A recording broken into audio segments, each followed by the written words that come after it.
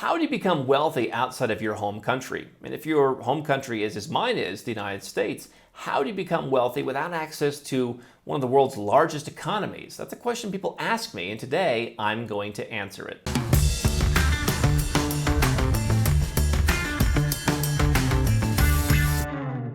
Hi, I'm Andrew Henderson. This is Nomad Capitalist, where we help 7- and 8-figure entrepreneurs and investors legally go where you're treated best. Those are the 5 magic words.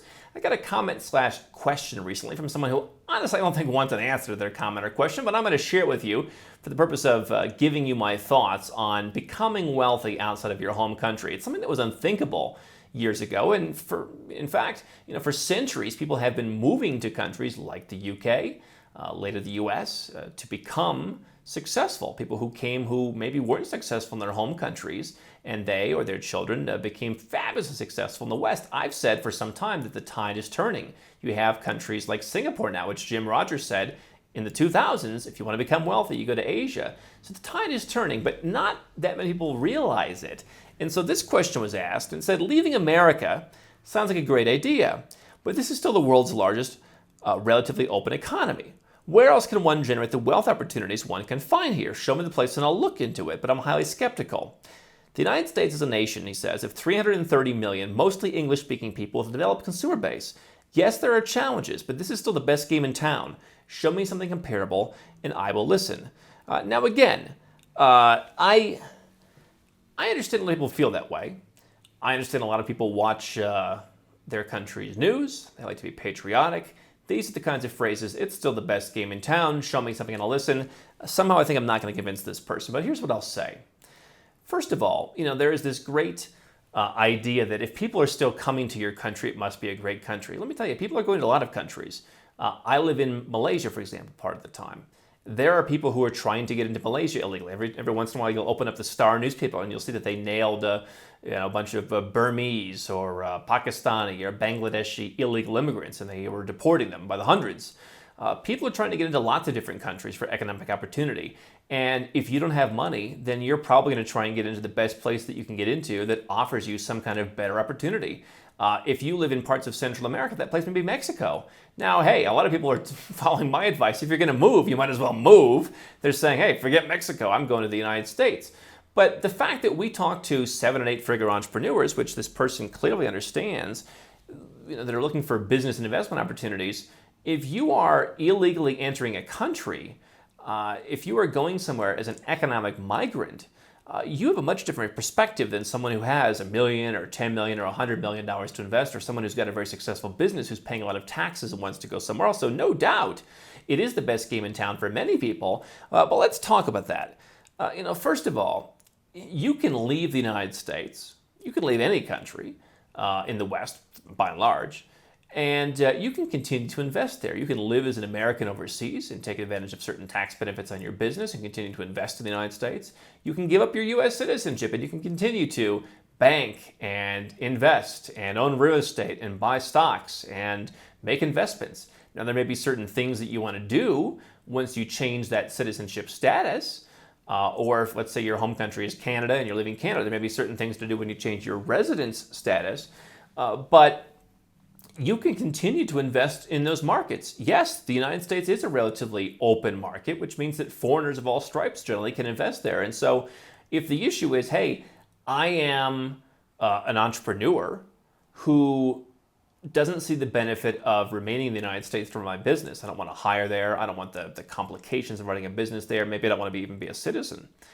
But hey, I've got a pot of money, and I've worked with a lot of entrepreneurs like this. I've worked with a lot of entrepreneurs that say, I'm making money so quickly, I don't know where to invest it. Well, if you don't want to go investigate the places that we talk about for buying real estate or having stocks overseas, you can put your money in U.S. real estate. You want to structure it differently as a non-citizen than you do as a citizen, but that's not that difficult once you know what to do.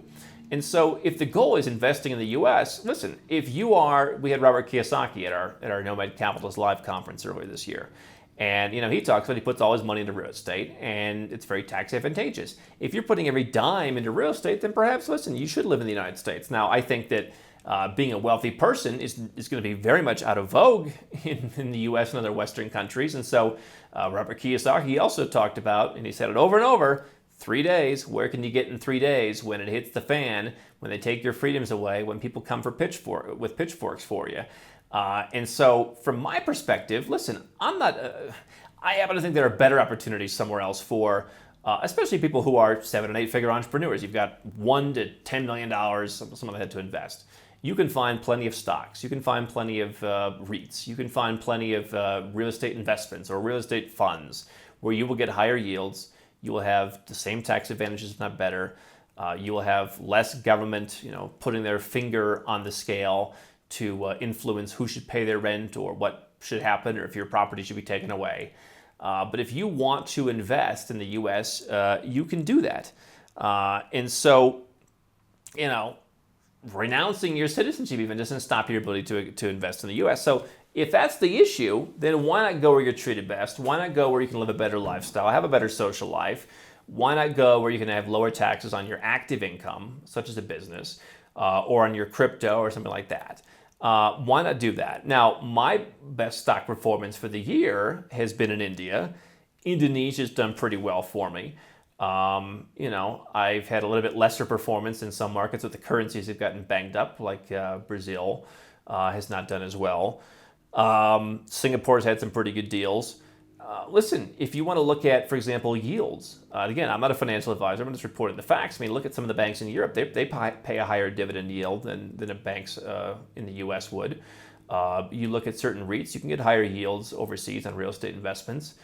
And the performance has been higher. And I think that part of that is, if you're a long-term investor, you look at how much room does, if it's executed properly, in India have to grow versus the United States. Now, the United States will continue to grow. But I do think there's a lot more potential. And I think that you're going to see countries like the U.S. start to fall under their own weight. And that's going to impact things. You have had some great years in the U.S. stock market behind you.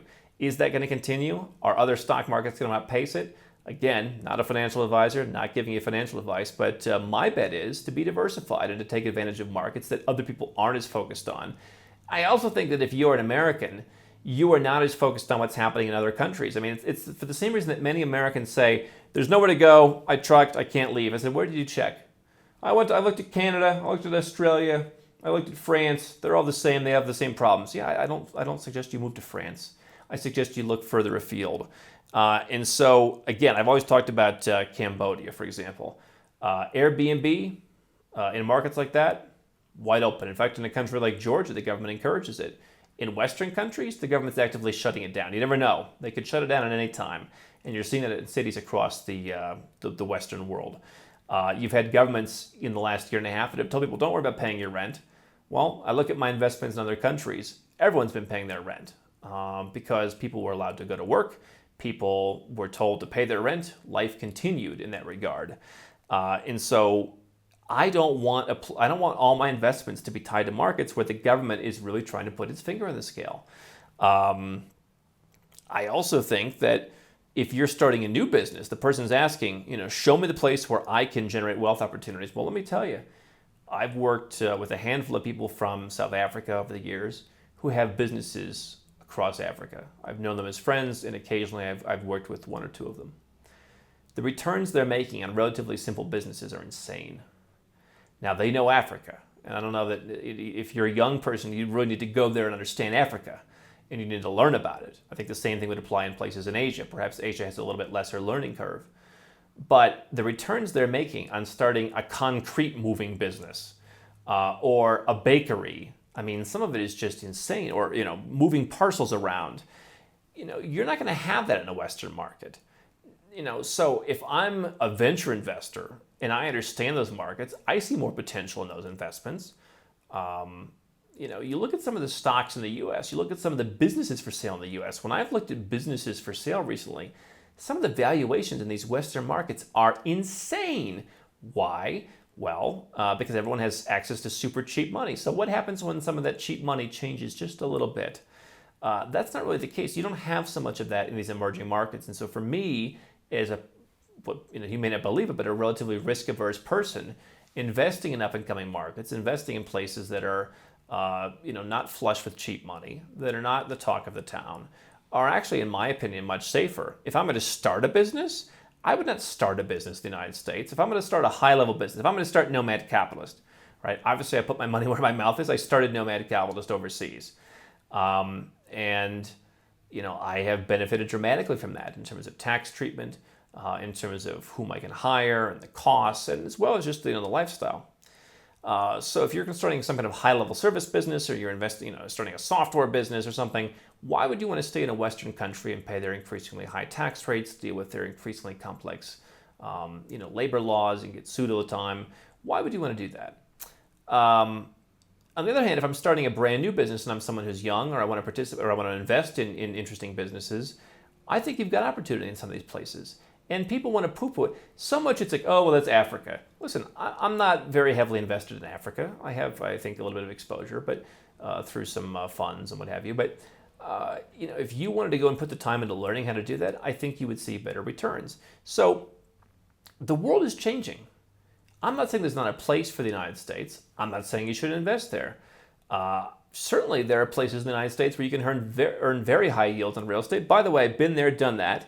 A lot of these yields people are touting, both in the United States, as well as I've been in, for example, Hong Kong, where they're touting extremely high yields. They're properties that aren't really that desirable. And so for me, in my perspective, I want to target very desirable areas. I mean, if you look at the offices that we've acquired as part of our real estate portfolio, we're buying in, core, tier A areas of cities where I think you've got pretty good liquidity. And so the idea that it's impossible to create wealth overseas is simply not true. I've worked with people from emerging economies who have created great wealth. Wealth has been democratized. Online business has democratized things. You have more platforms than ever before to make investments in things. You have, while certainly much more opaque markets in places like Africa, parts of Southeast Asia, South America, etc., that opacity is somewhat going away. People who learn to live with the opacity and work around it have been very successful. And I just think that the days of the U.S. being the one and only market are going away. You've got markets like Indonesia with 250 million people. And unlike in the Western countries where wages are largely flat, their wages are going up. They are buying more stuff. Obviously, you've heard for a decade or more about countries like China and India, but there are others that you're not hearing about. And so I think that there's so much potential out there that the idea that you can't simply become wealthy. If you want to invest in the U.S., you can do that. You can go where you're treated best, but you can still invest in the U.S. with some changes. But in terms of, from my perspective, yes, there are challenges in the U.S. Well, that's for sure. It's a lot easier to start a business, get a residence permit, open a bank account. You do all the things that you need to do, hire and fire, what have you, outside of the U.S. Are there places that are worse? Sure, we did a study on this. Yeah, I would never hire in Brazil. Oh my goodness. I mean, like every time you want to get rid of someone, it becomes like a dramatic battle. So yeah, there are places that are worse than the U.S. and there are places that are better. And I believe in cherry picking from the buffet. I'm someone who runs a business as well as is an investor. And so to put all that in one Western country, to me, is a problem. What are your thoughts? Leave a comment below. Don't stop now. We've got well over 1,000 more videos here on YouTube for you to watch and learn how to go where you're treated best. And if you want to work with Nomad Capitalist personally, go to nomadcapitalist.com/apply, learn about our unique, tried and true process, garnered over years of experience, and learn how you can become our client.